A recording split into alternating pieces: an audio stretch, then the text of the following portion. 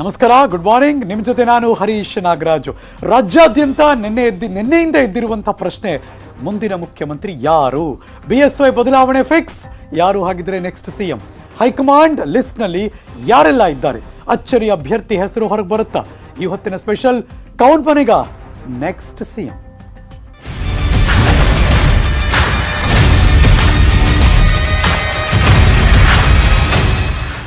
ಈ ಕೌಂಟ್ ಡೌನ್ಗಿರೋದು 3 ದಿನ ಮಾತ್ರ ಬಾಕಿ. ಮೊದಲ ಬ್ರೇಕಿಂಗ್ ನ್ಯೂಸ್, ರಾಜ್ಯ ಬಿಜೆಪಿಯಲ್ಲಿ ಮುಖ್ಯಮಂತ್ರಿ ಹೇಳಿಕೆ ಕೊಟ್ಟಿದ್ದು ಮಗದೊಂದು ಕಡೆ ಟೆನ್ಷನ್, ಪದತ್ಯಾಗದ ಸುಳಿವನ್ನು ಕೊಟ್ಟಾಯಿತು ಮುಖ್ಯಮಂತ್ರಿಗಳು.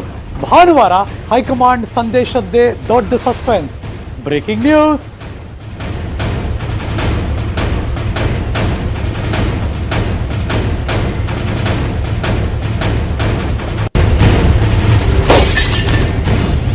ಮುಖ್ಯಮಂತ್ರಿಗಳು ಸುಳಿವು ಕೊಟ್ಟರು, ಅವರ ಹೇಳಿಕೆಯಿಂದ ಒಂದಷ್ಟು ಗ್ರಹಿಸಬಲ್ಲೆವು.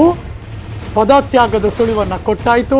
ಕೆಲವರಿಗಂತೂ ಟೆನ್ಷನ್ ಶುರುವಾಯಿತು, ಇನ್ನು ಕೆಲವು ಕಡೆ ದೊಡ್ಡ ದೊಡ್ಡ ಲಾಬಿಗಳು ಶುರುವಾಗ್ತಿದೆ. ಮುಖ್ಯಮಂತ್ರಿಗಳು ಭಾನುವಾರ ಎಲ್ಲರ ಜೊತೆ ಊಟ ಮಾಡಿಸಿದ ನಂತರ ಸೋಮವಾರ 2 ವರ್ಷ ಪೂರೈಸುತ್ತೆ ಭಾರತೀಯ ಜನತಾ ಪಕ್ಷ, ಜೊತೆಗೆ ಮುಖ್ಯಮಂತ್ರಿಗಳಾಗಿ ಯಡಿಯೂರಪ್ಪನವರು. ಅವತ್ತೇನು ಸಂದೇಶ ಬರುತ್ತೆ ಅನ್ನೋದು ಈಗಿರುವಂತಹ ಸಸ್ಪೆನ್ಸ್. ಸೋಮವಾರವೇ CM ರಾಜೀನಾಮೆ ಕೊಡುವಂಥ ಎಲ್ಲ ಸಾಧ್ಯತೆ ಇದೆ. ಹಿರಿಯ ಸಚಿವರಿಗೂ ಶುರುವಾಗಿದೆ ಆತಂಕ, ಮಿತ್ರ ಮಂಡಳಿ ಸಚಿವರಲ್ಲೂ. ಯಾಕೆಂದರೆ ಇವರನ್ನ ನಂಬಿಕೊಂಡು ಬೇರೆ ಕಡೆಯಿಂದ ಬಂದಿದ್ದಾರೆ, ಅಲ್ಲೂ ಕೂಡ ಟೆನ್ಷನ್ಗಳಿದೆ. ನೂತನ CM ಯಾರು ಅನ್ನೋದು ಈಗಿರುವಂಥ ಸಸ್ಪೆನ್ಸ್. ಯಾರಾಗ್ತಾರೆ ಮುಖ್ಯಮಂತ್ರಿ ಕರ್ನಾಟಕ ರಾಜ್ಯದ್ದು ಕುತೂಹಲ ಮೂಡಿಸ್ತಾ ಇದೆ. ಸಂಡೇ ಸಂದೇಶ.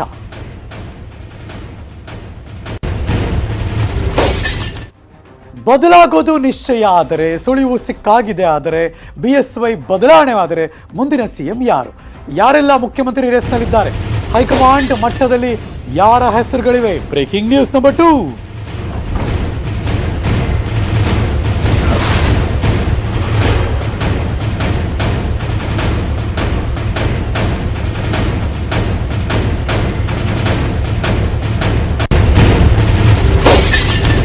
ಲಿಸ್ಟ್ ಮಾಡ್ತಾ ಹೋದರೆ ಒಂದು 8ರಿಂದ 10 ಜನ ಸಿಗ್ತಾರೆ, ಇಲ್ಲ ಅಂತಲ್ಲ. ಅದರಲ್ಲೂ ಪ್ರಮುಖರನ್ನ ತೆಗೆದುಕೊಂಡು ಹೋದರೆ ಅಲ್ಲೊಂದು 6 ಜನ ಅಂತೂ ಗ್ಯಾರಂಟಿ ಸಿಗ್ತಾರೆ. ಯಾವ್ಯಾವ ಮಾನದಂಡಗಳು, ಹೇಗೆಲ್ಲ ಪರಿಗಣನೆಗೆ ತೆಗೆದುಕೊಳ್ತಾರೆ, ಹೇಗೆಲ್ಲ ಪರಿಶೀಲನೆ ಮಾಡಿದ್ದಾರೆ, ಹೈಕಮಾಂಡ್ ಇದುವರೆಗೂ ಹೇಗೆ ವಾಚ್ ಮಾಡಿದೆ. ನ್ಯೂಸ್ 18ನಲ್ಲಿ ಎಕ್ಸ್ಕ್ಲೂಸಿವ್ ಸುದ್ದಿ. ಪ್ರಹ್ಲಾದ್ ಜೋಶಿ ಕೇಂದ್ರ ಸಚಿವರು, ಮುರುಗೇಶ್ ನಿರಾಣಿ ಮಗದೊಬ್ಬ ಆಸ್ಪಿರೆಂಟ್, ಈಗಾಗಲೇ ಒಂದಷ್ಟು ಕಸರತ್ತುಗಳನ್ನು ಮಾಡಿದ್ದಾರೆ. ನಂಬರ್ 3 ಗೋವಿಂದ ಕಾರಜೋಳ ಉಪಮುಖ್ಯಮಂತ್ರಿ ಆಗಿರೋರು. ನಂಬರ್ 4 ಡಾಕ್ಟರ್ ಅಶ್ವಥ್ ನಾರಾಯಣ್ ಬೆಂಗಳೂರು ಭಾಗದವರು ಉಪಮುಖ್ಯಮಂತ್ರಿ ಆಗಿದ್ದಾರೆ. ನಂಬರ್ 5 CT ರವಿ ಕೇಂದ್ರ ಮಟ್ಟದಲ್ಲಿ ಗುರುತಿಸಿಕೊಂಡವರು, ರಾಷ್ಟ್ರೀಯ ಪ್ರಧಾನ ಕಾರ್ಯದರ್ಶಿಗಳು.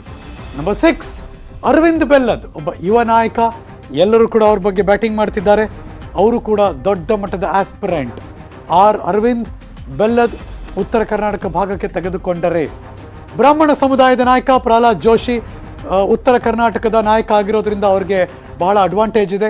ಲಿಂಗಾಯತ ಶಾಸಕರ ಬೆಂಬಲ ಅವ್ರಿಗಿದೆ. ಹಾಗಾಗಿ ಅವರು ರೇಸ್ನಲ್ಲಿರುವಂಥ ಪ್ರಮುಖ ನಾಯಕರ ಪಟ್ಟಿಯ ಮುಂಚೂಣಿಯಲ್ಲಿದ್ದಾರೆ. ಅದು ಪ್ರಹ್ಲಾದ್ ಜೋಶಿ ಅನ್ನುವ ಹೆಸರು. ಅಫ್ಕೋರ್ಸ್ ಅವ್ರಿಗೆ ಎಲ್ಲ ಪ್ಲಸ್ ಇದೆಯಾ ಅಂದರೆ ಮೈನಸ್ಸು ಇದೆ. ತುಂಬ ಅವ್ರಿಗೆ ಜನಸಂಪರ್ಕ ಇಲ್ಲ, ಯಾವಾಗಲೂ ಜನರ ಜೊತೆ ಇರುವಂಥ ನಾಯಕ ಅಲ್ಲ ಅವರು. ಪ್ಲಸ್ ಎಲ್ಲರೂ ಒಕ್ಕರಿನ ಹೆಸರಲ್ಲ, ಮಾಸ್ ಲೀಡರ್ ಅಂತ ಕರಿತೀವಲ್ಲ, ಆ ಥರ ಅಲ್ಲ ಪ್ರಹ್ಲಾದ್ ಜೋಶಿ ಅವರು. ಲೆಟ್ಸ್ ಸಿ ಹೈಕಮಾಂಡ್ ಏನು ಗಮನಿಸ್ತಾರೆ ಅಂತ. ಮುರುಗೇಶ್ ನಿರಾಣಿ ಪಂಚಮಸಾಲಿ ಲಿಂಗಾಯತರ ಮುಖಂಡರು.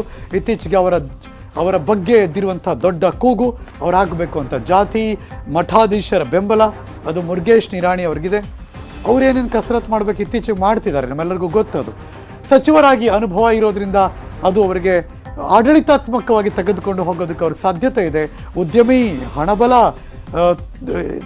ಎಲ್ಲ ಇರೋದ್ರಿಂದ ಅವ್ರಿಗೊಂದು ದೊಡ್ಡ ಮಟ್ಟದ ಪ್ಲಸ್ ಪಾಯಿಂಟ್. ಮೈನಸ್ ಏನು ಹಾಗಿದ್ರೆ ಅಂದರೆ, ಭ್ರಷ್ಟಾಚಾರದ ಆರೋಪವನ್ನು ಮುರುಗೇಶ್ ನಿರಾಣಿ ಅವರು ಎದುರಿಸ್ತಾ ಇದ್ದಾರೆ. ಬಿಕಾಸ್ ಹಲವಾರು ಅವರ ಉದ್ಯಮಿಗಳು ಬೇರೆ ಬೇರೆ ಆಯಾಮದಲ್ಲಿ ಡಿನೋಟಿಫಿಕೇಶನ್ ಕೇಸ್ನಲ್ಲಿ ಅವರ ಹೆಸರಿರೋದ್ರಿಂದ ಹೈಕಮಾಂಡ್ ಹೇಗೆ ಪರಿಗಣಿಸುತ್ತೆ ಅನ್ನೋದು ಭಾಳ ಕುತೂಹಲ ಮೂಡಿಸ್ತಾ ಇದೆ. ಯಾಕಂದರೆ 26 ಎಕರೆ ಭೂಮಿ ಸಂಬಂಧ ಅವ್ರ ಮೇಲೆ ಕೇಸ್ ಇದೆ, ಅದು ಕ್ಲಿಯರ್ ಆಗಿಲ್ಲ. ಹಾಗಾಗಿ ಅದು ಮೈನಸ್ ವರ್ಕೌಟ್ ಆದರೆ ಅವ್ರಿಗೆ ಸಿಗಲ್ಲ. ಹಿರಿಯ ಶಾಸಕರಿಂದಲೂ ಕೂಡ ಇದ್ರ ಬಗ್ಗೆ ಆಕ್ಷೇಪ ವ್ಯಕ್ತವಾಗಿದೆ. ಹಾಗಾಗಿ ಅವ್ರಿಗೆ ಸಿಗದೇನೂ ಹೋಗ್ಬೋದು. ಇನ್ನು ಡಾಕ್ಟರ್ ಅಶ್ವಥ್ ನಾರಾಯಣ್ RSS ನಾಯಕರ ಬೆಂಬಲ, ಇದು ಪ್ರಬಲವಾಗಿರುವಂಥ ಅಸ್ತ್ರ. RSS ಅಂತ ಬೆಂಬಲ, ಹೈಕಮಾಂಡ್ ನಾಯಕರು ಕೂಡ ಇವರಿಗೆ ಬೆಂಬಲ ಇದೆ. ಹಾಗಾಗಿಯೇ ಅವರು ಆ ಸ್ಥಾನದಲ್ಲಿ ಇವತ್ತು ಕೂತಿರೋದು, ಉಪಮುಖ್ಯಮಂತ್ರಿ ಸ್ಥಾನದಲ್ಲಿ. DCM ಆಗಿರೋ ಅನುಭವ ಇದೆ, ಹಾಗಾಗಿ CMಗೆ ಮೂವ್ ಮಾಡ್ಬೋದು. ಹೈಕಮಾಂಡ್ ಮನಸ್ಸು ಮಾಡಿದ್ದಾರೆ. ಯಾವುದೇ ಭ್ರಷ್ಟಾಚಾರದ ಆರೋಪ ಅವ್ರ ಮೇಲೆ ಇಲ್ಲ. ಜೊತೆಗೆ ಪಕ್ಷವನ್ನು ಅಧಿಕಾರಕ್ಕೆ ತಂದಿರುವಂಥರಲ್ಲಿ ಬಹಳ ಪ್ರಮುಖ ಪಾತ್ರ. ಒಕ್ಕಲಿಗ ಸಮುದಾಯದ ಕಡೆ ಮುಖ ಇರೋದ್ರಿಂದ ಅವ್ರಿಗೆ ಚಾನ್ಸಸ್ ಇದೆ.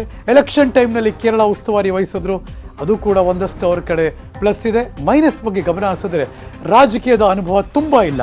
ಆದರೆ RSS ಮತ್ತು ಹೈಕಮಾಂಡ್ ಬಲ ಇರೋದ್ರಿಂದ ಅವರು ಉಪಮುಖ್ಯಮಂತ್ರಿ ಆದರು. ಮಾಸ್ ಲೀಡರ್ ಅಲ್ಲ ಡಾಕ್ಟರ್ ಅಶ್ವಥ್ ನಾರಾಯಣ್. ಹಾಗಾಗಿ ಮೈನಸ್ ಹೇಗೆ ವರ್ಕ್ ಆಗುತ್ತೆ ನೋಡಬೇಕು. ಬೆಂಗಳೂರು, ಮೈಸೂರು ಈ ಥರದ ಭಾಗಕ್ಕಷ್ಟೇ ಅವರ ಪ್ರಬಲತೆ ಇದೆ. ಇಡೀ ಕರ್ನಾಟಕದಾದ್ಯಂತ ಅವರ ಪ್ರಬಲತೆ ಇಲ್ಲ. ಸೊ ಹಾಗಾಗಿ ಅದು ಮೈನಸ್ ಪಾಯಿಂಟ್. ಗೋವಿಂದ ಕಾರಜೋಳ ಹಿರಿಯ ಸಚಿವ, ಅನುಭವಿ ರಾಜಕಾರಣಿ, ಅದ್ರ ಬಗ್ಗೆ ಅನುಮಾನನೇ ಇಲ್ಲ. ಸಚಿವ, DCM ಆಗಿರುವಂಥ ಅನುಭವ ಇದ್ದೇ ಇದೆ. ಎಲ್ಲರನ್ನು ವಿಶ್ವಾಸಕ್ಕೆ ತೆಗೆದುಕೊಳ್ತಾರೆ. ದಲಿತ ಸಮುದಾಯದ ಪ್ರಭಾವಿ ನಾಯಕ. ಹೈಕಮಾಂಡ್ ಬೇರೆದೇ ಲೆಕ್ಕಾಚಾರಕ್ಕೆ ಬಂದರೆ ಇವರು ಕೂಡ ಚಾನ್ಸಸ್ ಇದೆ. ನಂಬಿಕಸ್ಥ ಮತ್ತು ಹೈಕಮಾಂಡ್ ನಂಟು ಗೋವಿಂದ ಕಾರಜೋಳ ಅವ್ರಿಗೆ. ಮೈನಸ್ ಏನಪ್ಪ ಅಂದರೆ ಅವ್ರಿಗೆ 70 ವರ್ಷ ವಯಸ್ಸಾಯಿತು. ಹೈಕಮಾಂಡ್ ಈಗ 75 ಬೆಂಚ್ ಮಾರ್ಕ್ ಕೊಟ್ಟಿರೋದ್ರಿಂದ ಪರಿಗಣಿಸ್ಬೋದು, ಪರಿಗಣಿಸ್ತೇನೂ ಇರ್ಬೋದು. ಆರೋಗ್ಯದಲ್ಲಿ ಸ್ವಲ್ಪ ಏರುಪೇರು ಆಗ್ತಿರೋದ್ರಿಂದ ಹೈಕಮಾಂಡ್ ಹೇಗೆ ಗಮನಿಸುತ್ತೆ ಅಂತ ನೋಡಬೇಕು. ಮಾಸ್ ಲೀಡರ್ ಅಲ್ಲ ಗೋವಿಂದ ಕಾರಜೋಳ ಅವರು. ಸೊ ಹಾಗಾಗಿ ಅದು ಕೂಡ ಮಗದೊಂದು ಮೈನಸ್ ಪಾಯಿಂಟ್. ಇದು ಗೋವಿಂದ ಕಾರಜೋಳ ಅವರಿಗೆ ಸಂಬಂಧಪಟ್ಟ ಹಾಗೆ ಪ್ಲಸ್ ಮತ್ತು ಮೈನಸ್ ಎರಡನ್ನೂ ಕೂಡ ನಿಮ್ಮ ಮುಂದೆ ಇಟ್ಟಿದ್ದೀವಿ. Let's move on. ಮುಂದಿನ ಅಭ್ಯರ್ಥಿ CT ರವಿ.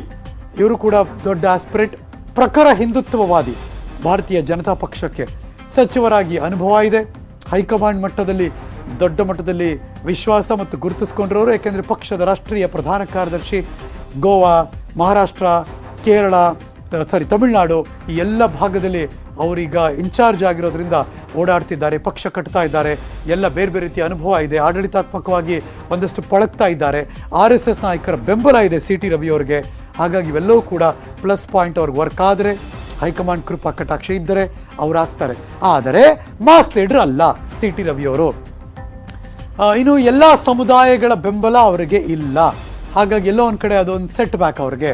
ಆ ಸೆಟ್ ಬ್ಯಾಕು ಪ್ಲಸ್ಸನ್ನು ಮೀರಿ ಅವ್ರಿಗೆ ವರ್ಕ್ ಆಗುತ್ತಾ ಅಥವಾ ಇಲ್ಲಪ್ಪ ಪರವಾಗಿಲ್ಲ ಅಂತ ಯೋಚನೆ ಮಾಡ್ತಾರಾ, ಅದನ್ನು ಒಂದಷ್ಟು ಗಮನಿಸಬೇಕು. ಅರವಿಂದ್ ಬೆಲ್ಲದ್ ಪ್ರಬಲವಾಗಿ ಉತ್ತರ ಕರ್ನಾಟಕ ಭಾಗದಲ್ಲಿ ಕೇಳಿಬರ್ತಿರುವಂಥ ಹೆಸರು. ಲಿಂಗಾಯತ ಸಮುದಾಯದ ಮುಖಂಡ. ಯಡಿಯೂರಪ್ಪನವ್ರು ತೆಗೆದ್ರೆ ಮಗದೊಬ್ಬ ಅದೇ ಸಮುದಾಯದ ನಾಯಕ ಬೇಕು ಅಂದಾಗ ಅವಾಗ ಯೋಚನೆ ಮಾಡ್ತಾರೆ. ಮಠಾಧೀಶರ ಬೆಂಬಲ ಇದೆ. ಸೈಲೆಂಟಾಗಿ ದೆಹಲಿಗೆ ಹೋದ್ರು, ಬಂದರು, ಒಂದಷ್ಟು ಮಠಾಧೀಶರು ಇವ್ರ ಪರವಾಗಿ ಬ್ಯಾಟಿಂಗ್ ಮಾಡಿದ್ರು. ಪ್ರಬಲವಾಗಿ ಕೇಳಿ ಬರ್ತಾ ಇದೆ.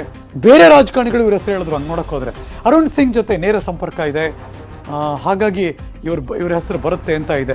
ನೆಗೆಟಿವ್ ಇಲ್ವಾ ಅಂದರೆ ಇದೆ. CP ಯೋಗೇಶ್ವರ್ ಜೊತೆ ಒಡನಾಟ ಇಟ್ಕೊಂಡಿರೋದು ಎಲ್ಲೋ ಒಂದು ಕಡೆ ನೆಗೆಟಿವ್ ವರ್ಕ್ ಆಗ್ಬಿಡುತ್ತಾ ಅಂತ ಯೋಚನೆ ಮಾಡ್ತಿದ್ದಾರೆ. ಹೈಕಮಾಂಡ್ ನಾಯಕರಿಂದ ಒಂದಷ್ಟು ಅಸಮಾಧಾನ ಇದೆ ಈ ಮೂಲಕ. ಅದೆಲ್ಲೋ ಒಂದು ಕಡೆ ಅವ್ರು ನೆಗೆಟಿವ್ ವರ್ಕೌಟ್ ಆಗಿಬಿಟ್ರೆ ಚಾನ್ಸ್ ಸಿಗಲ್ಲ. ಪಕ್ಷ ವಿರೋಧಿ ಎಂಬ ಅಭಿಪ್ರಾಯ ಕೂಡ ಹೈಕಮಾಂಡ್ನಲ್ಲಿ ಇದೆಯಂತೆ. ಹಾಗಾಗಿ ಅದು ವರ್ಕೌಟ್ ಆಗಿಬಿಟ್ರೆ ಗ್ಯಾರಂಟಿ ಸಿಗಲ್ಲ. BSY ಬಣದ ವಿರೋಧಿ ಪಾಳ್ಯದಲ್ಲಿರೋರು. ಹಾಗಾಗಿ ಅವ್ರಿಗೆ ಸಿಗುತ್ತಾ? Let's wait and watch. ಅದು ವರ್ಕೌಟ್ ಆಗಿಬಿಟ್ರೆ ಅವರಿಗೆ ಮುಖ್ಯಮಂತ್ರಿಗಳಿಗಾದಿ ಸಿಗದೇ ಹೋಗ್ಬಿಡ್ಬೋದು. ಅರವಿಂದ್ ಬೆಲ್ಲದ್ ಪ್ಲಸ್ ಮತ್ತು ಮೈನಸ್ ಎಲ್ಲರಲ್ಲೂ ಪ್ಲಸ್ ಇದೆ, ಮೈನಸ್ ಇದೆ. ಅದು ಹೈಕಮಾಂಡ್ ಮಟ್ಟದಲ್ಲಿ ಓಹೋ ಇದು ಪ್ಲಸ್ ದೊಡ್ಡದಾಗಿದೆ ಅನ್ನೋದು ಒಂದಷ್ಟು. ಇನ್ನು ಮಗದೊಬ್ಬರು ಬಲಭಾಗದಲ್ಲಿ ತೋರಿಸ್ತಾ ಇದೆಯಲ್ಲ, ಅಫ್ಕೋರ್ಸ್ ಅವ್ರ ಬಗ್ಗೆ ಇಡೀ 2 ವರ್ಷ ಭಾರತೀಯ ಜನತಾ ಪಕ್ಷದಲ್ಲಿ ಮತ್ತು ಯಡಿಯೂರಪ್ಪನವರು ಅವಾಗ ಅವ್ರ ಕನಸಲ್ಲೂ ಯಾರಾದರೂ ಕಾಡ್ಬಿಟ್ಟಿದ್ರೆ ಅವರು ಬಸನಗೌಡ ಪಾಟೀಲ್ ಯತ್ನಾಳ್ ಅನ್ನುವಂಥ ಒಬ್ಬ ಶಾಸಕರು. ಅವರದೇ ಪಕ್ಷದ ಶಾಸಕರನ್ನು ನೋಡಕ್ಕೆ ಹೋದರೆ ಒಂದು ಅವರು ಯಾವಾಗಲೂ ಕೂಡ ಮುಂಚೂಣಿಯಲ್ಲಿದ್ದಾರೆ. ಏನು ನಡೆದ್ರೂ ಕೂಡ ಮಾತಾಡ್ತಾರೆ, ಬರ್ತಾರೆ. ಆದರೆ ಅವರು ಪಕ್ಷ ವಿರೋಧಿ ಅನ್ನೋದು ಒಂದು. ಜೊತೆಗೆ ಹೈಕಮಾಂಡ್ ಮಟ್ಟದಲ್ಲಿ ಮತ್ತು ರಾಜ್ಯ ಮಟ್ಟದಲ್ಲಿ ದೊಡ್ಡ ಮಟ್ಟದಲ್ಲಿ ಇರುಸು ಮುರುಸಾಗುವಂಥ ಎಷ್ಟೊಂದು ಆಯಾಮದಲ್ಲಿ ಅವ್ರ ಪಕ್ಷದ ಬಗ್ಗೆನೇ ಎಷ್ಟೋ ಸರಿ ಮಾತಾಡ್ಬಿಟ್ರು. ಜೊತೆಗೆ ಪ್ಲಸ್ಸಲ್ಲಿ ಅವರಿಗೆ ಅವರ ಸಮುದಾಯ ಯಾವಾಗಲೂ ಜೊತೆಗಿದೆ. ಆ ಮೂಲಕ ಅವ್ರಿಗೆ ಏನಾದರೂ ಉತ್ತರ ಕರ್ನಾಟಕದ ಗೆದ್ದಿರೋದ್ರಿಂದ ಬಸನಗೌಡ ಪಾಟೀಲ್ ಯತ್ನಾಳ್ ಅವ್ರನ್ನೂ ಕೂಡ ತೆಗೆದಾಕಂಗಿಲ್ಲ, ಹೇಳಕ್ಕೆ ಬರಲ್ಲ. ಅವ್ರಿಗೂ ಬಂದ್ಬಿಟ್ರು ಆಶ್ಚರ್ಯ ಪಡಬೇಡಿ. ಇದಿಷ್ಟು ಕೂಡ ಈ ಕ್ಷಣಕ್ಕಿರುವಂಥ ಮಾಹಿತಿ ನಿಮ್ಮ ಗಮನಕ್ಕೆ ಕೊಡ್ತಾ ಇದ್ವಿ. ಇದಿಷ್ಟೇನಾ ಹರೀಶ್ ನಾಗರಾಜ್ ಅವರು ಅಂದರೆ ಅಲ್ಲ. CM ರೇಸ್ನಲ್ಲಿ ಅನಾಮಿಕ ವ್ಯಕ್ತಿ ಇದ್ದಾರೆ. ಹೈಕಮಾಂಡಿಂದ ಅಚ್ಚರಿಯ ಆಯ್ಕೆ ಆದರೂ ಕೂಡ ನೀವು ಆಶ್ಚರ್ಯ ಪಡಬೇಡಿ. ರಾಜ್ಯ ರಾಜಕಾರಣದವರೇ ಅಲ್ಲ, ಬೇರೆಯವರು ಬಂದ್ಬಿಡ್ಬೋದು. ಶಾಸಕರೇ ಊಹಿಸದ ವ್ಯಕ್ತಿ. Breaking news.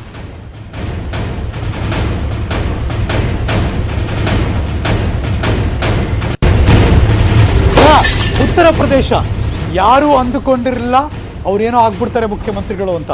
ಸೊ ಹಾಗಾಗಿ ಎಲ್ಲೋ ಒಂದು ಕಡೆ ಈ ಹೈಕಮಾಂಡ್ ಯಾವಾಗಲೂ ಸರ್ಪ್ರೈಸ್ ಎಲಿಮೆಂಟ್ಗಳನ್ನು ಕೊಡೋದ್ರಲ್ಲಿ ಬಹಳ ಮುಂಚೂಣಿಯಲ್ಲಿರುತ್ತೆ, ನಿಸ್ಸೀಮ ಆಗಿರುತ್ತೆ. ಈಗಾಗಲೇ ಅದು ನೋಡಿದ್ದೀವಿ ನಾವು. ಅದು ವಿಧಾನಸಭೆ ಎಲೆಕ್ಷನ್ ಆಗಲಿ, ಪರಿಷತ್ತಲ್ಲಾಗಲಿ, ಬೇರೆ ಬೇರೆ ಕಡೆ ಸಂದರ್ಭದಲ್ಲಿ ತಕ್ಕ ಹಾಗೆ. ಹಾಗಾಗಿ ಈ ಬಾರಿಯೂ ಕೂಡ ಆ ಸರ್ಪ್ರೈಸ್ ಆಯ್ಕೆ ಆಗೋಗಿದ್ರೆ 2023 ಟಾರ್ಗೆಟ್, ಹೊಸ ಮುಖ, ಜಾತಿ, ಸಂಘಟನೆ, ಬೆಂಬಲಿತ ವ್ಯಕ್ತಿ ಈಗಾಗಲೇ ರೆಡಿ ಆಗಿದೆಯಂತೆ. ಆ ಲಿಸ್ಟ್ ಕೂಡ, ಆ ಲಿಸ್ಟ್ನಲ್ಲಿ ತಗೊಂಬಂದು ಹಿಂಗೆ ಕೂರಿಸ್ಬಿಟ್ರೆ ಬೇರೆಯವರೆಲ್ಲ ಕೈ ಕಟ್ಕೊಂಡು ಓಕೆ ಸರ್ ಅಂತ ಒಪ್ಕೊಂಡ್ಬಿಡ್ತಾರೆ. ಇನ್ನೇನೋ ಆಪ್ಷನ್ ಇಲ್ಲ ಹೈಕಮಾಂಡ್ ತಗೊಂಬಂದು ಕೂರಿಸಿದ್ರೆ. ಸೊ ಹಾಗಾಗಿ ಆ ಆಯ್ಕೆಯೂ ಆಗಬಹುದು ಅನ್ನೋದು ಈಗ ರಾಜಕೀಯ ಪಡಸಾಲೆಯಲ್ಲಿ ಎದ್ದಿರುವಂಥ ಒಂದು ನ್ಯೂಸ್ ಇದು. Let's wait and watch. ತೆಗೆದಾಕಂಗಿಲ್ಲ ಇದನ್ನು ಕೂಡ. ಒಂದು ಸ್ವಲ್ಪ ಇಷ್ಟು ಪುಟಾಣಿ ಯಾವ ವಿಚಾರನೂ ಬಿಟ್ಕೊಡ್ತಾ ಇಲ್ಲ ಹೈಕಮಾಂಡ್ ಅವರು. ಬ್ರೇಕಿಂಗ್ ನ್ಯೂಸ್ ಏನಪ್ಪಾ ಅಂದರೆ, CM ಆಯ್ಕೆ ವಿಚಾರದಲ್ಲಿ ಗುಟ್ಟನ್ನು ಬಿಟ್ಟು ಕೊಟ್ಟಿಲ್ಲ ವರಿಷ್ಠರು. ವೀಕ್ಷಕರ ಮೂಲಕ ಸಂದೇಶ ರವಾನಿಸುತ್ತೆ ಹೈಕಮಾಂಡ್ ಕೂಡ. ವೀಕ್ಷಕರ ಆಗಮನದ ಬಳಿಕವೇ ಯಡಿಯೂರಪ್ಪನವರ ರಾಜೀನಾಮೆ. ಹಾಗಾದರೆ ಆ ಕ್ಯಾಂಡಿಡೇಟ್ ಯಾರು? Breaking news. ಯಡಿಯೂರಪ್ಪನವರ ರಾಜೀನಾಮೆ ವಿಷಯದಲ್ಲಿ ನಾಜೂಕಿನ ನಡೆ, ಗೊಂದಲ ಆಗದಂತೆ ನೋಡ್ಕೊಳ್ಳೋದಕ್ಕೆ ವೀಕ್ಷಕರನ್ನು ಕೂಡ ನಿಯೋಜನೆ ಮಾಡಲಾಗಿದೆ. ಅವ್ರ ಮೂಲಕನೇ ಯಡಿಯೂರಪ್ಪನವ್ರಿಗೆ ಮೆಸೇಜ್ ಪಾಸ್ ಆಗುತ್ತೆ. ಅವ್ರು ಯಾರು ಅಂತಲೇ ಇನ್ನೂ ಗೊತ್ತಿಲ್ಲ. ಹೆಂಗೆ ಸರ್ಪ್ರೈಸ್ ಇದೆ ನೋಡಿ. ಅವ್ರು ಬರಬೇಕು, ಅವ್ರು ಬಂದು ಯಡಿಯೂರಪ್ಪನವ್ರು ಮೀಟ್ ಮಾಡಬೇಕು. ಯಡಿಯೂರಪ್ಪನವರೇ ಈ ಹೆಸರನ್ನ ನೀವೇ ಅನೌನ್ಸ್ ಮಾಡಿಬಿಡಿ ಅಂತ ಹೇಳ್ತಾರೇನೋ ಗೊತ್ತಿಲ್ಲ. ಇಲ್ಲ ನೀವು ರಾಜೀನಾಮೆ ಕೊಡಿ ಆಮೇಲೆ ನಾವು ಅನೌನ್ಸ್ ಮಾಡ್ಕೋತೀವಿ ಅಂತಾರೋ ಗೊತ್ತಿಲ್ಲ. Let's see. 25ನೇ ತಾರೀಕು ಮಧ್ಯರಾತ್ರಿ ಮುಗಿದ ನಂತರ 26 ಬೆಳಗ್ಗೆಯಿಂದ ಇದು ಬೇರೆ ಬೇರೆ ಆಯಾಮ ಪಡ್ಕೊಳ್ಳುತ್ತೆ. BS ಯಡಿಯೂರಪ್ಪನ ರಾಜೀನಾಮೆ ನೀಡ್ತಾನೆ ಹೊಸ CM ಅಭ್ಯರ್ಥಿ ಘೋಷಣೆಯಾಗುವ ಸಾಧ್ಯತೆ ಇದೆ. ಮುಂದಿನ CM ಯಾರು ಅನ್ನೋದು ಈಗಲೂ ಕೂಡ ಸಸ್ಪೆನ್ಸ್ ಸಸ್ಪೆನ್ಸ್ ಸಸ್ಪೆನ್ಸ್. ಅದೇ ಬರ್ತಾ ಇದೆ. ವೀಕ್ಷಕರ ಮೂಲಕ ಹೈಕಮಾಂಡ್ಗೆ ಒಂದಷ್ಟು ಅಲ್ಲಿಂದ ಮೆಸೇಜನ್ನು ಹೊತ್ತು ತರ್ತಾರೆ. ಅವರೊಂಥರ ಪಾರಿವಾಳದ ಥರ ಶಾಂತವಾಗಿ ಸುಮ್ಮನೆ ಸೈಲೆಂಟಾಗಿ ಬರ್ತಾರೆ. ಬಂದು ಇದು ಅಂತ ಹೇಳ್ಬಿಟ್ಟು ಸುಮ್ಮನೆ ಹೊರಟೋಗ್ಬಿಡ್ತಾರೆ ಅಷ್ಟೇ, ಮುಗಿತಲ್ಲ ಕತೆ.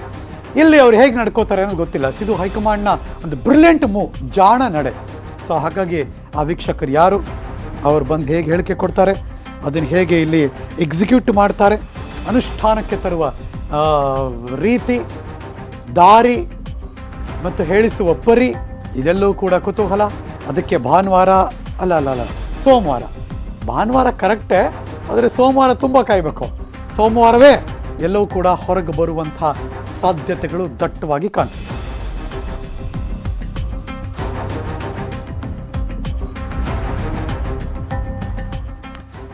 ಜುಲೈ 25 ಆ ಸಂದೇಶಕ್ಕೋಸ್ಕರ ಕಾಯ್ತಿದ್ದೀನಿ ಎಂದರು ಯಡಿಯೂರಪ್ಪನವರು.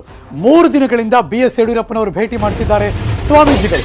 ನಿನ್ನೆ ಅಂತೂ 500ಕ್ಕೂ ಹೆಚ್ಚು ಮಠಾಧೀಶರು BS ಯಡಿಯೂರಪ್ಪನವ್ರ ಜೊತೆ ಮೀಟಿಂಗ್ ಮಾಡಿದ್ದಾರೆ. Breaking news.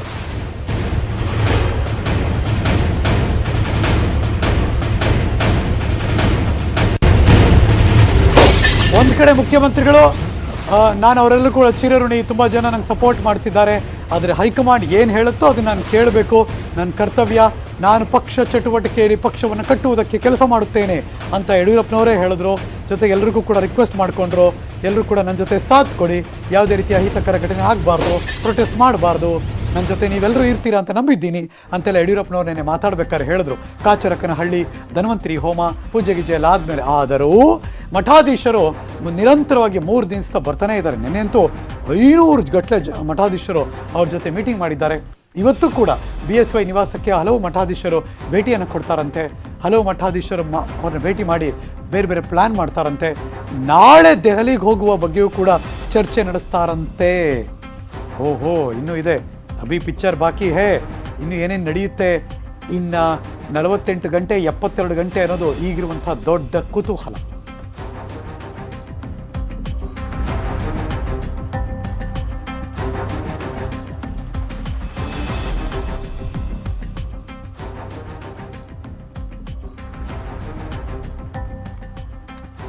ಕಡೇ ದಿನಗಳಲ್ಲೂ ಕೂಡ CM ಸಿಟಿ ರೌಂಡ್ಸ್ ಮಾಡ್ತಿದ್ದಾರೆ. ಗುಡ್ ಬೈ ಹೇಳುವ ಸಂದರ್ಭದಲ್ಲೂ ಭರಪೂರ ಕೊಡುಗೆ ಏನಾದರೂ ಕೊಡ್ತಾರಾ ಅನ್ನೋದು ಈಗಿರುವಂಥ ಸುದ್ದಿ. ಬಾಕಿ ಯೋಜನೆಗಳೆಲ್ಲ ಕೋಟಿ ಕೋಟಿ ರಿಲೀಸ್. ಇವತ್ತಿನ ಸ್ಪೆಷಲ್ ಇದು CM ಲಾಸ್ಟ್ ರೌಂಡ್.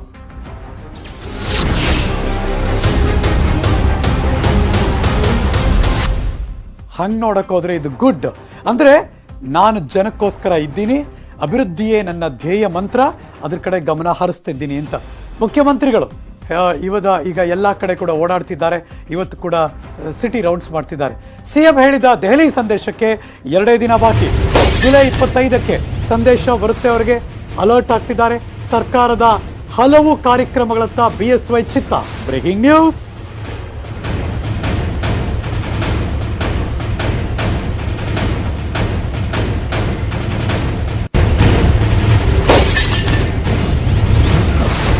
ಇವತ್ತು ಬೆಂಗಳೂರು ಪ್ರದಕ್ಷಿಣೆ ಕೈಗೊಳ್ತಿದ್ದಾರೆ ಮುಖ್ಯಮಂತ್ರಿಗಳು. ವೈಟ್ ಟ್ಯಾಪಿಂಗ್ ನಡೀತಾ ಇದೆ. ಟೆಂಡರ್ ಶೋರ್ ಹೇಗಿದೆ ನೋಡ್ತಿದ್ದಾರೆ. ಸ್ಮಾರ್ಟ್ ಸಿಟಿ ಕಾಮಗಾರಿಗಳು ಹೇಗಾಗ್ತಿದೆ ನೋಡ್ತಾ ಇದ್ದಾರೆ. ಬೆಳಗ್ಗೆ 11ರಿಂದ ಮಧ್ಯಾಹ್ನ 1:15 ತನಕ ಕಾಮಗಾರಿಗಳ ವೀಕ್ಷಣೆಯನ್ನು ಮಾಡೋರಿದ್ದಾರೆ. ಗೃಹ ಕಚೇರಿ ಕೃಷ್ಣಾದಿಂದ ಹೊರಡ್ತಾರೆ BS ಯಡಿಯೂರಪ್ಪನವರು. ಅವರ ಇಡೀ ಟೀಮ್ CM ಜೊತೆ ಹಿರಿಯ ಸಚಿವರಿರ್ತಾರೆ, ಸಂಸದರಿರ್ತಾರೆ, ಶಾಸಕರಿರ್ತಾರೆ, ಅಧಿಕಾರಿಗಳಿರ್ತಾರೆ. ರಾಜೀನಾಮೆ ರಾಜಕೀಯದ ಮಧ್ಯೆ ನಗರ ಪ್ರದಕ್ಷಿಣೆಯನ್ನು ಹಾಕೋರಿದ್ದಾರೆ. ಜುಲೈ 25ರ ಬಳಿಕ ರಾಜೀನಾಮೆ ಸುಳಿವನ್ನು ಕೊಟ್ಟಿದ್ದಾರೆ ಮುಖ್ಯಮಂತ್ರಿಗಳು. CM ಸ್ಥಾನವನ್ನು ತ್ಯಜಿಸಿದ್ರೆ ಮತ್ತೆ ಸಿಟಿ ರೌಂಡ್ಸ್ ಅವಕಾಶ ಇರಲ್ಲ, ಸಾಧ್ಯ ಇಲ್ಲ. ಹೀಗಾಗಿ ಬೆಂಗಳೂರು ನಗರ ಪ್ರದಕ್ಷಿಣೆಗೆ ಮುಂದಾಗಿದ್ದಾರೆ BS ಯಡಿಯೂರಪ್ಪನವರು. ಇವತ್ತು ಬೆಳಗ್ಗೆ 11 ಗಂಟೆ start.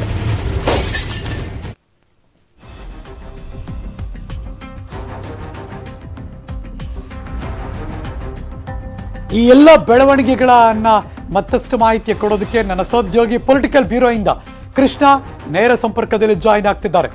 Very good morning Krishna. ಅಂತೂ ಇಂತೂ ಒಂದು ಸುಳಿವನ್ನ ಕೊಟ್ಟಾಯ್ತು ನಿನ್ನೆ. ಅದು 25 26. ಈ ನಡುವೆ ಯಡಿಯೂರಪ್ಪನವರು ಇನ್ನೂ ಅಲರ್ಟ್ ಆಗಿದ್ದಾರೆ. ಯಡಿಯೂರಪ್ಪನವರಿಗೆ ಸಾಥ್ ಕೊಡೋಕ್ಕೆ, ಬಲ ತುಂಬೋದಕ್ಕೆ, ಅವರ ಕಡೆ ಮಾತಾಡೋದಕ್ಕೆ ಮಠಾಧೀಶರು ಮತ್ತಷ್ಟು ಆಕ್ಟಿವ್ ಆಗ್ತಿದ್ದಾರೆ. ಇವತ್ತಿಂದ ಇನ್ನು 3 ದಿನ ಏನೇನು ನಿರೀಕ್ಷೆ ಮಾಡ್ಬೋದು, ಏನೇನು ಬೆಳವಣಿಗೆ ಆಗ್ಬೋದು ಕೃಷ್ಣ?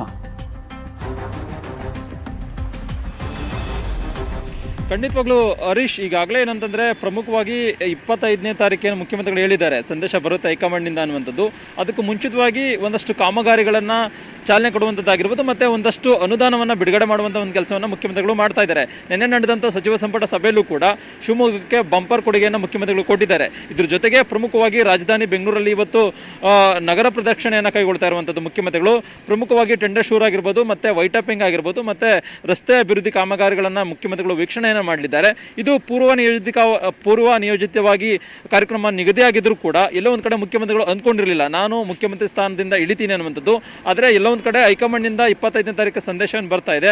ಆ ಒಂದು ಕಾರಣಕ್ಕೋಸ್ಕರವಾಗಿ ಮುಖ್ಯಮಂತ್ರಿಗಳಿಗೆ ಇವತ್ತಿನ ಏನು ನಗರ ಪ್ರದಕ್ಷಿಣೆ ಸಿಟಿ ರೌಂಡ್ಸ್ ಏನಿದೆ ಇವತ್ತೇ ಮುಖ್ಯಮಂತ್ರಿಗಳಿಗೆ ಆ ಒಂದು ಕೊನೆಯಾಗುವಂಥ ಸಾಧ್ಯತೆ ಇದೆ. ಯಾಕಂದರೆ ನಿನ್ನೆ ನಡೆದಂಥ ಸಚಿವ ಸಂಪುಟ ಸಭೆ ಕೂಡ ಮುಖ್ಯಮಂತ್ರಿಗಳಿಗೆ ಕೊನೆ ಆಗುತ್ತೆ ಅನ್ನುವಂಥದ್ದು ಕೂಡ ಸಾಕಷ್ಟು ಚರ್ಚೆ ಆಗ್ತಾ ಇತ್ತು. ಈಗ ಮತ್ತೇನಾದರೂ ಮುಖ್ಯಮಂತ್ರಿಗಳು 25ನೇ ತಾರೀಕು ನಂತರವಾಗಿ ಏನಾದರೂ ರಾಜೀನಾಮೆ ಕೊಟ್ಟರೆ ಮುಂದಿನ ದಿನಗಳಲ್ಲಿ ಯಾವ ಕ್ಯಾಬಿನೆಟ್ ಸಭೆಯನ್ನು ಕೂಡ ಮುಖ್ಯಮಂತ್ರಿಗಳು ಅಟೆಂಡ್ ಮಾಡೋದಕ್ಕೆ ಸಾಧ್ಯ ಆಗೋದಿಲ್ಲ, ಮತ್ತು ನಗರ ಪ್ರದರ್ಶನ ಕಾರ್ಯಕ್ರಮ ಕೂಡ ಹಮ್ಮಿಕೊಳ್ಳೋದಕ್ಕೆ ಸಾಧ್ಯ ಆಗೋದಿಲ್ಲ. ಹೀಗಾಗಿ ಮುಖ್ಯಮಂತ್ರಿಗಳಿಗೆ ಈ 2-3 ದಿನಗಳ ಕಾರ್ಯಕ್ರಮ ಏನಿದೆ ಅದೇ ಕೊನೆಯ ಕಾರ್ಯಕ್ರಮ ಆಗುವಂಥ ಸಾಧ್ಯತೆ ಕೂಡ ಇದೆ. ಇದ್ರ ಜೊತೆಗೆ ಪ್ರಮುಖವಾಗಿ ಇವತ್ತಿಂದ ಮತ್ತಷ್ಟು ಬೆಳವಣಿಗೆಗಳು ಆಗುವಂಥ ಸಾಧ್ಯತೆ ಕೂಡ ಇದೆ. ಯಾಕಂದರೆ ನಿನ್ನೆ ತಾನೇ ಮುಖ್ಯಮಂತ್ರಿಗಳ ಮನೆಗೆ ಇನ್ನೂ ಕೂಡ ಸ್ವಾಮೀಜಿಗಳ ಭೇಟಿ ಜಾಸ್ತಿ ಆಗ್ತಾ ಇರುವಂಥದ್ದು. ನಿನ್ನೆ ಸುಮಾರು 100ಕ್ಕೂ ಹೆಚ್ಚು ಜನ ಸ್ವಾಮೀಜಿಗಳು ಕಾವೇರಿ ನಿವಾಸಕ್ಕೆ ಭೇಟಿ ಕೊಟ್ಟು ಮುಖ್ಯಮಂತ್ರಿಗಳ ಜೊತೆ ಚರ್ಚೆಯನ್ನು ಮಾಡಿದ್ದಾರೆ. ಅಂದರೆ ಈಗಾಗಲೇ ರಾಜ್ಯದ ವಿವಿಧ ಜಿಲ್ಲೆಗಳಿಂದ ಸಾಕಷ್ಟು ಸಂಖ್ಯೆಯಲ್ಲಿ ಸ್ವಾಮೀಜಿಗಳು ಬರ್ತಾ ಇದ್ದಾರೆ. ಇದ್ರ ಜೊತೆಗೆ ಇವತ್ತು ಕೂಡ ಒಂದಷ್ಟು ಜನ ಸ್ವಾಮೀಜಿಗಳು ಮುಖ್ಯಮಂತ್ರಿಗಳನ್ನ ಭೇಟಿ ಮಾಡಲಿದ್ದಾರೆ. ಜೊತೆಗೆ ಶಾಸಕರು ಮತ್ತು ಸಚಿವರುಗಳು ಕೂಡ ಅವ್ರ ಪರವಾಗಿ ನಿಂತ್ಕೊಂಡು ಒಂದಷ್ಟು ಹೈಕಮಾಂಡ್ಗೆ ಸಂದೇಶ ರವಾನೆ ಮಾಡುವಂಥ ಒಂದು ಕೆಲಸವನ್ನು ಮಾಡ್ತಾರೆ. ಆದರೆ ಎಲ್ಲೋ ಒಂದು ಕಡೆ ಹೈಕಮಾಂಡ್ ಏನಾದರೂ ಮನಸ್ಸು ಬದಲಾವಣೆ ಮಾಡುತ್ತೆ ಅನ್ನೋದು ಕೂಡ ಮುಖ್ಯಮಂತ್ರಿಗಳು ನಿರೀಕ್ಷೆ ಹೊಂದಿದ್ದಾರೆ. ಹೀಗಾಗಿ ನೋಡಬೇಕು ಹೈಕಮಾಂಡ್ನಿಂದ ಏನು ಸಂದೇಶ ಬರುತ್ತೆ, ಮತ್ತೆ ಮುಖ್ಯಮಂತ್ರಿಗಳು ಮತ್ತೆ ಮುಂದುವರಿತಾರಾ ಅಥವಾ 25ರ ನಂತರ ರಾಜೀನಾಮೆ ಕೊಡ್ತಾರಾ ಅನ್ನುವಂಥದ್ದು. Harish, thank you so much Krishna, ಈ ಕ್ಷಣದ ಮಾಹಿತಿಯನ್ನು ಹೇಳಿದ್ದಕ್ಕೆ. ಮುಂದುವರಿಸ್ತೀನಿ ಒಂದು ಚಿಕ್ಕ ಬ್ರೇಕ್ ಆದಮೇಲೆ. ಅದಕ್ಕೂ ಮುಂಚೆ ನಿಮ್ಮ ಗಮನಕ್ಕೆ, ದೇಶದಲ್ಲಿ ಎಲ್ಲರಿಗೂ ಕೊರೋನಾ ವ್ಯಾಕ್ಸಿನ್ ಸಿಗಬೇಕು ಅನ್ನೋದು ನೆಟ್ವರ್ಕ್ 18 ಆಶಯ. ಫೆಡರಲ್ ಬ್ಯಾಂಕ್ ಅಪೋಲೋ ಸಹಯೋಗದೊಂದಿಗೆ ನೆಟ್ವರ್ಕ್ 18 ಈ ಆಶಯಕ್ಕೆ ದೇಶವ್ಯಾಪಿ ಬಲ ಸಿಕ್ಕಿದೆ. ಎಲ್ರಿಗೂ ವ್ಯಾಕ್ಸಿನ್ ಅನ್ನೋ ಜಾಗೃತಿ ಮೂಡಿದೆ. ಮಳೆ ಮಳೆ ಮಳೆ ವೆಲ್ಕಮ್ ಬ್ಯಾಕ್. ಮಹಾರಾಷ್ಟ್ರದಲ್ಲಂತೂ ಕಳೆದ 1 ವಾರದಿಂದ ಭಾರಿ ಮಳೆ ಆಗ್ತಾ ಇದೆ. ಈ ಮಹಾಮಳೆಗೆ ಉಕ್ಕಿ ಹರಿತಾ ಇದೆ ನದಿಗಳು. ಹುಕ್ಕೇರಿಯ ಸಂಕೇಶ್ವರ ಪಟ್ಟಣಕ್ಕೆ ನದಿ ನೀರು ನುಗ್ತು. Breaking news.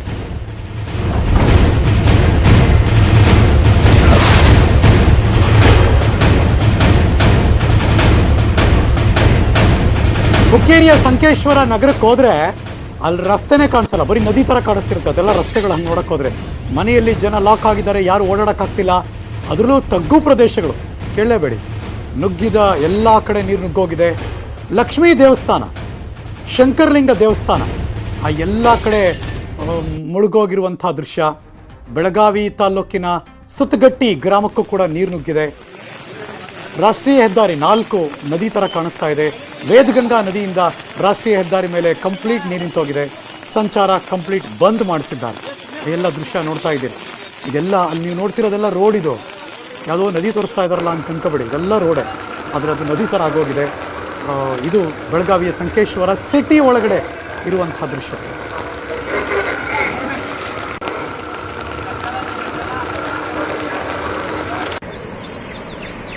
ಇದು ಹೈವೇ. ಇದು ಈಗ ತೋರಿಸ್ತಾ ಇರೋದು ಹೈವೇ, ವೇದಗಂಗಾ ನದಿಯಿಂದ ಆಗಿರುವಂಥ ಹೈವೇ. ರಾಷ್ಟ್ರೀಯ ಹೆದ್ದಾರಿ ಮೇಲೆ ನೀರು ನಿಂತುಬಿಟ್ಟಿದೆ.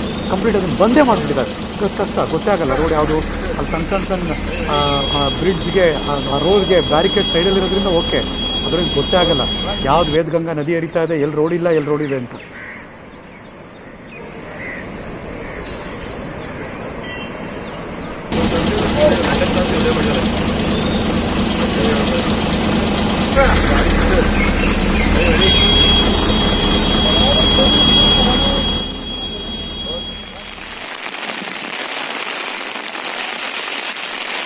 ನಾನು ಆಗಲೇ ಮೆನ್ಷನ್ ಮಾಡಿದ್ದಿದ್ದೇನೆ, ಅದು ನದಿ ಅಲ್ಲ, ಇದು ರಸ್ತೆ.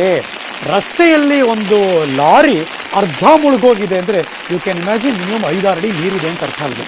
ಸೊ ಆ ರಸ್ತೆ ಕಂಪ್ಲೀಟಾಗಿ ಬಂದ್ ಮಾಡಿದ್ದಾರೆ. ಅದೇ ಕಾರಣಕ್ಕೋಸ್ಕರ ಸುಮ್ಮನೆ ಕ್ಯಾಮ್ರಾ ಮೂವ್ ಮಾಡ್ತಿದ್ರೆ ಇಲ್ಲಿ ಯಾವುದು ನದಿ, ಇಲ್ಲಿ ಯಾವುದು ರಸ್ತೆ ಅಂತಲೇ ಗೊತ್ತಾಗಬಾರ್ದು. ಆ ಥರ ಇದೆ ಅಲ್ಲಿ ರಸ್ತೆಗಳು, ನದಿ ಥರ ಇದೆ. ಅಲ್ಲೊಂಚೂರು ಸೈಡಲ್ಲಿ ಬ್ಯಾರಿಕೇಡ್ ನೋಡಿದಾಗ ಇದು ರಸ್ತೆ ಇರಬಹುದು, ಇಲ್ಲಿಂದ ನೋಡಿದ್ರೆ ಗೊತ್ತಾಗುತ್ತೆ. ಒಂಚೂರು ಕ್ಯಾಮ್ರಾ ಹಂಗೆ ಝೂಮ್ ಇನ್ ಹೋದರೆ ಗೊತ್ತಾಗಲ್ಲ ಯಾವ್ದು ರಸ್ತೆ ಯಾವ್ದು ನದಿ ಅಂತ. ಅಷ್ಟು ಡೇಂಜರಸ್. ನನ್ನ ಸಹೋದ್ಯೋಗಿ ಚಿಕ್ಕೋಡಿಯಿಂದ ಲೋಹಿತ್ ದೂರವಾಣಿ ಸಂಪರ್ಕದಲ್ಲಿದ್ದಾರೆ. Good morning Lohith. Good morning Harish. ಪರಿಸ್ಥಿತಿ ಯಾಕೋ ತುಂಬಾ ಕೆಟ್ಟದಾಗಿದ್ದಂಗಿದೆ, ಅಂದ್ರೆ ಆತಂಕಕಾರಿಯಾಗಿದೆ ಇದು ನೋಡ್ತಾ ಇದ್ದಾರೆ ಅಂತ ನನ್ನ ಅರ್ಥೈಸುವಿಕೆ ಅಷ್ಟೇ. ಅಂದ್ರೆ ಒಂದಷ್ಟು ಆತಂಕ ಕ್ರಿಯೇಟ್ ಮಾಡಿದೆ. ಸಿಚುವೇಶನ್ ತಣ್ಣಗಾಗಿದೆಯಾ ಅಥವಾ ಇನ್ನೂ ಅಲರ್ಟ್ಗಳ ಮುಂದಕ್ಕೆ ಹೋಗ್ತಾ ಇದೆಯಾ? ನಿಜವಾಗ್ಲೂ ಹರೀಶ್, ಈಗ ಏನಂತಂದ್ರೆ ಕಳೆದ 4 ದಿನದಿಂದ ಸಾಕಷ್ಟು ಪ್ರಮಾಣದಲ್ಲಿ ಮಹಾರಾಷ್ಟ್ರ ಘಟ್ಟ ಪ್ರದೇಶ ಆಗಿರ್ಬೋದು, ಅದ್ರ ಜೊತೆಗೆ ಬೆಳಗಾವಿ ಜಿಲ್ಲೆದಂತ ಏನು ಭಾರಿ ಪ್ರಮಾಣದಲ್ಲಿ ಮಳೆ ಸುರಿತಾ ಇದೆ. ಪರಿಣಾಮವಾಗಿ ಈಗ ಏನಂತಂದ್ರೆ ನಿಪ್ಪಾಣಿ ತಾಲೂಕಿನ 15ಕ್ಕೂ ಹೆಚ್ಚು ಹಳ್ಳಿಗಳು ಈಗಾಗಲೇ ಏನಂತಂದ್ರೆ ಸಂಪೂರ್ಣವಾಗಿ ಪ್ರವಾಹಕ್ಕೆ ತುತ್ತಾಗಿದೆ ಅಂತಾನೆ ಹೇಳ್ಬೋದಾಗತ್ತೆ. ಅದರಲ್ಲೂ ಕೂಡ ಏನಂತಂದ್ರೆ ವಿಶೇಷವಾಗಿ ಬರೀ 3 ದಿನದಿಂದ ಮಳೆ ಸುರಿತಾ ಇದೆ. ಬರೀ 3 ದಿನದ ಮಳೆಗೆ ಈಗ ಬಹುತೇಕ ಇಡೀ ಜಿಲ್ಲೆ ಏನಂತಂದ್ರೆ ಪ್ರವಾಹದ ಆತಂಕನೂ ಎದುರಿಸ್ತಾ ಇದೆ. ಅದ್ರ ಜೊತೆಗೆ ಮಳೆಗೆ ಸಾಕಷ್ಟು ತತ್ತರವಾಗಿ ಹೋಗಿದೆ ಅಂತ ಹೇಳ್ಬೋದು. ಇನ್ನು ಪ್ರಮುಖವಾಗಿ ಏನಂತಂದ್ರೆ ವೇದಗಂಗಾ ನದಿ ಬರುತ್ತೆ. ವೇದಗಂಗಾ ನದಿ ನಿನ್ನೆ ರಾತ್ರಿಯಿಂದ ಸಡನ್ ಆಗಿ ಸುಮಾರು 8 ಅಡಿಯಷ್ಟು ಏನಂತಂದ್ರೆ ನೀರಿನ ಪ್ರಮಾಣದಲ್ಲಿ ಹೆಚ್ಚಳ ಆಗಿರ್ತಕ್ಕಂಥದ್ದು. ಪರಿಣಾಮವಾಗಿ ಈಗ ಸೌಂದಲಗ, ನಿಪ್ಪಾಣಿ ತಾಲೂಕಿನ ಗ್ರಾಮಗಳಿದೆವು. ಸೌಂದಲಗ, ಬ್ಯೂಶಿ, ಹುನ್ನರ್ಗಿ, ಅಕ್ಕೋಳ್, ಸಿದ್ನಾಳ್, ಕುನ್ನೂರ್, ಆಡಿ, ಕುರ್ಲಿ, ಈ ತರ ಒಂದು ಸುಮಾರು 10ಕ್ಕೂ ಹೆಚ್ಚು ಗ್ರಾಮಗಳು ಏನಂತಾರೆ ಸಂಪೂರ್ಣವಾಗಿ ಈಗ ಸಂಪರ್ಕವನ್ನು ಕಡಿತಗೊಂಡಿರ್ತಕ್ಕಂಥದ್ದು. ಒಂದ್ ಕಡೆ ವೇದಗಂಗಾ ನದಿ ನೀರಿನಿಂದ ಸಂಪೂರ್ಣವಾಗಿ ರಸ್ತೆಗಳು ಬ್ಲಾಕ್ ಆಗಿದ್ರೆ, ಇನ್ನೊಂದ್ ಕಡೆ ಏನಂತಂದ್ರೆ ಪಂಚಗಂಗಾ ನದಿ ನೀರಿನಿಂದಾಗಿ ಈಗ ಸಂಪೂರ್ಣವಾಗಿ ಬ್ಲಾಕ್ ಆಗಿ ಆ ಗ್ರಾಮದ ಜನ ಈಗ ಹೊರಗಡೆನೂ ಬರಕಾಗ್ತಿಲ್ಲ, ಹೊರಗಡೆಯಿಂದ ಇರೋರು ಒಳಗಡೆನೂ ಹೋಗಕ್ಕಾಗತ್ತಿಲ್ಲ ಅಂತ ಒಂದು ಪರಿಸ್ಥಿತಿ ಈಗ ಇಲ್ಲಿ ನಿಪ್ಪಾಣಿ ತಾಲೂಕಿನಲ್ಲಿ ಉದ್ಭವಿಸಿರ್ತಕ್ಕಂಥದ್ದು. ಅದ್ರ ಜೊತೆಗೆ ಏನಂತಂದ್ರೆ ಆ ಬ್ಯೂಸಿ, ಹುನ್ನರ್ಗಿ, ಸಿದ್ನಾಳ್ ಗ್ರಾಮಗಳಿಗೆ ಈಗ ಆ ಗ್ರಾಮದ ಒಳಗಡೆನೆ ನೀರು ನುಗ್ಗಿರ್ತಕ್ಕಂಥದ್ದು. ಸುಮಾರು ಏನಂತಂದ್ರೆ ಒಂದು 500ಕ್ಕೂ ಹೆಚ್ಚು ಕುಟುಂಬಗಳು, 500ಕ್ಕೂ ಹೆಚ್ಚು ಕುಟುಂಬಗಳ ಮನೆಗಳು ಈಗ ಸಂಪೂರ್ಣವಾಗಿ ಏನಂತಂದ್ರೆ ಆ ಮನೆಗಳಿಗೆ ನೀರು ನುಗ್ಗಿ ಮನೆಯಲ್ಲಿರ್ತಕ್ಕಂಥ ವಸ್ತುಗಳು ಈಗ ಏನಂತಂದ್ರೆ ಆ ನೀರಿನಲ್ಲಿ ಕೊಚ್ಕೊಂಡು ಹೋಗಿರುವಂತ ಮಾಹಿತಿ ಈಗ ನಮ್ಗೆ ಲಭ್ಯವಾಗಿರ್ತಕ್ಕಂಥದ್ದು. ನಿನ್ನೆ ಸಂಜೆವರೆಗೂ ಕೂಡ ಇಷ್ಟೊಂದು ಪ್ರಮಾಣದಲ್ಲಿ ಆ ಗ್ರಾಮಗಳಿಗೆ ನೀರು ಇರ್ಲಿಲ್ಲ. ಜನ ಎಲ್ಲರೂ ಕೂಡ ಏನಂತಂದ್ರೆ ಮಳೆ ಕಡಿಮೆ ಆಗ್ಬೋದು ಅನ್ನೋಂತ ಒಂದು ಭರವಸೆಯಲ್ಲಿ ಮನೆಯಲ್ಲೇ ಉಳ್ಕೊಂಡಿದ್ರು. ಆದ್ರೆ ರಾತ್ರಿ ಏಕಾಏಕಿ ಬಂದಿರತಕ್ಕಂತ ನೀರಿಗೆ ಆ ಗ್ರಾಮದ ಜನರು ಈಗ ತತ್ತರಿಸಿ ಹೋಗಿರ್ತಕ್ಕಂಥದ್ದು. ಆ ಎಲ್ಲ ಏನಂತಾರೆ 500ಕ್ಕೂ ಹೆಚ್ಚು ಕುಟುಂಬಗಳನ್ನ ಈಗ ಏನಂತಾರೆ ಗ್ರಾಮದ ಜನರೇ ಏನಂತಂದ್ರೆ ಒಂದು ಎತ್ತರದ ಪ್ರದೇಶಗಳಿಗೆ ಕರ್ಕೊಂಡು ಹೋಗಿ ಅವ್ರನ್ನ ಅಲ್ಲಿ ಇರಿಸಿ ಅವ್ರಿಗೆ ಒಂದು ಸ್ಥಳೀಯರ ವ್ಯವಸ್ಥೆ ಮಾಡಿರ್ತಕ್ಕಂಥದ್ದು. ಇನ್ನು ವಿಪರ್ಯಾಸ ಅಂತಂದ್ರೆ ಜಿಲ್ಲಾಡಳಿತ ಇದುವರೆಗೂ ಕೂಡ ಏನಂತಾರೆ ಆ ಗ್ರಾಮಕ್ಕೆ ಹೋಗಕ್ಕೆ ಆಗ್ತಾ ಇಲ್ಲ. ಆಮೇಲೆ NDRF ತಂಡ ಕೂಡ ಇದುವರೆಗೂ ಆ ಗ್ರಾಮಗಳಿಗೆ ಹೋಗಿ ಅಲ್ಲಿ ಒಳಗಡೆ ಇರುವಂತ ಪರಿಸ್ಥಿತಿ ಇದ್ರೂ ಕೂಡ ಯಾರಿಗೂ ಕೂಡ ಅಂದ್ರೆ ಕಲೆ ಹಾಕಕ್ಕೆ ಆಗಿಲ್ಲ. ಸದ್ಯ ನಾವು ಆ ಗ್ರಾಮದಲ್ಲಿ ಇರುವಂತವ್ರನ್ನು ಕೂಡ ಸಂಪರ್ಕ ಮಾಡಿದ್ವಿ. ಆದ್ರೆ ಅವ್ರು ಹೇಳುವಂತದ್ದು ತಾಲೂಕಾಡಳಿತ ಇದುವರೆಗೂ ಕೂಡ ಯಾರು ಬಂದಿಲ್ಲ. ನಾವೇ ಏನಂತಂದ್ರೆ ಗ್ರಾಮಸ್ಥರೇ ಏನಂತಂದ್ರೆ ಒಂದು ಸುರಕ್ಷಿತ ಸ್ಥಳಗಳಿಗೆ ಬಂದು ನಾವು ಇಲ್ಲಿ ವ್ಯವಸ್ಥೆ ಮಾಡ್ಕೊಂಡಿದ್ದೀವಿ ಅಂದ್ರೆ ಅನ್ನುವಂತ ಮಾತನ್ನ ಹೇಳಿದಾರೆ. ಇನ್ನು ವೇದಗಂಗಾ ನದಿ ಪ್ರಮಾಣದಲ್ಲಿ ಹೆಚ್ಚಳ ಆಗಿದೆ. ಕಳೆದ ರಾತ್ರಿಯಿಂದಲೂ ಕೂಡ ಏನಂದ್ರೆ ರಾಷ್ಟ್ರೀಯ ಹೆದ್ದಾರಿ 4 ಈಗ ಸಂಪೂರ್ಣವಾಗಿ ಬಂದ್ ಆಗಿರ್ತಕ್ಕಂಥದ್ದು. ನಿತ್ಯ ಸುಮಾರು 10,000ಕ್ಕೂ ಹೆಚ್ಚಿನ ವಾಹನಗಳು ಇಲ್ಲಿ ಒಂದು ಓಡಾಟ ನಡೆಸ್ತವೆ. ಆದ್ರೆ ಈಗ ಆ ರಾಷ್ಟ್ರೀಯ ಹೆದ್ದಾರಿ ಕೂಡ ಸಂಪೂರ್ಣವಾಗಿ ಬಂದ್ ಆಗಿದೆ. ಅದ್ರ ಜೊತೆಗೆ ಏನಂತಾರೆ ಒಂದು ಲಾರಿ ಮತ್ತೆ ಒಂದು ಒಮ್ಮಿ ವಾಹನ ಕೂಡ ಈಗ ಏನಂತಾರೆ ಹರಿಯೋ ನೀರಿನಲ್ಲಿ ಒಂದು ದಾಟುವಂತ ಸಾಹಸನೂ ಕೂಡ ಅವ್ರು ಮಾಡಿದ್ರು. ಆದ್ರೆ ಮಧ್ಯ ನೀರಿನಲ್ಲಿ ಸಿಗಾಕೊಂಡಿದ್ದಾರೆ. ಆದ್ರೆ ಅದೃಷ್ಟವಶಾತ್ ಯಾವುದೇ ಪ್ರಾಣ ಅಪಾಯ ಆಗಿಲ್ಲ. ಅವ್ರನ್ನ ಇಮಿಡಿಯೇಟ್ ಆಗಿ ಏನಂತಾರೆ ಸ್ಥಳೀಯರು ಕೂಡ ಈಗ ರಕ್ಷಣೆ ಮಾಡಿ ಕರ್ಕೊಂಡು ಹೋಗಿರ್ತಕ್ಕಂಥದ್ದು. ಈಗಲೂ ಕೂಡ ಏನಂತಂದ್ರೆ ಪರಿಸ್ಥಿತಿ ಏನಂತಂದ್ರೆ ಹೀಗೆ ಮುಂದುವರಿತಾ ಇದೆ. ಈಗಲೂ ಕೂಡ ಏನಂತಂದ್ರೆ ಆ ಮಳೆ ಕಂಟಿನ್ಯೂಸ್ ಆಗಿ ಸ್ಟಾರ್ಟ್ ಇರುವಂತದ್ದು. ಇನ್ನೂ ಏನಂತಂದ್ರೆ ಹೆಚ್ಚಿನ ಅನಾಹುತ ಆಗುವಂತ ಎಲ್ಲ ಒಂದಷ್ಟು ಜನ ಸಂಭವ ಕೂಡ ಇಲ್ಲಿ alert ಆಗಿರ್ಲಿ, ಇರ್ತಕ್ಕಂಥದ್ದು. ಅದನ್ನ ಮೆಸೇಜ್ ಕೊಡೋಣ. Thank you so much Lohith, ಈ ಕ್ಷಣದ ಮಾಹಿತಿಯನ್ನು ಅಪ್ಡೇಟ್ ಮಾಡಿದ್ದಕ್ಕೆ. ಹೌದು, ಸತತವಾಗಿ ಧಾರಾಕಾರವಾಗಿ ಮಳೆ ಬರ್ತಾನೆ ಇದೆ. ಮಾರ್ಕಂಡೇಯ ನದಿ ತುಂಬಿ ಹರಿತಾ ಇದೆ. ಇದು ಬೆಳಗಾವಿ ತಾಲೂಕಿನ ವಾಘವಾಡೆ ಗ್ರಾಮದ ಮಾರ್ಕಂಡೇಯ ನದಿ. ಪ್ರವಾಹಕ್ಕೆ ಸಿಕ್ಕಾಕೊಂಡಿದ್ದ ವ್ಯಕ್ತಿಯನ್ನ ಸ್ಥಳೀಯರು ಹಗ್ಗ ಸಹಾಯದಿಂದ ರಕ್ಷಣೆ ಮಾಡುವಂತಹ ದೃಶ್ಯ.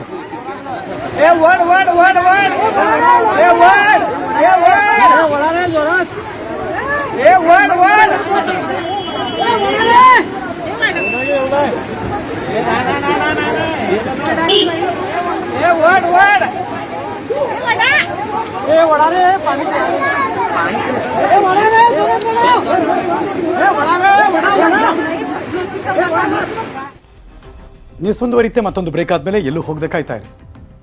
1, 2, 3, ಬಿಗ್ ಬ್ರೇಕಿಂಗ್.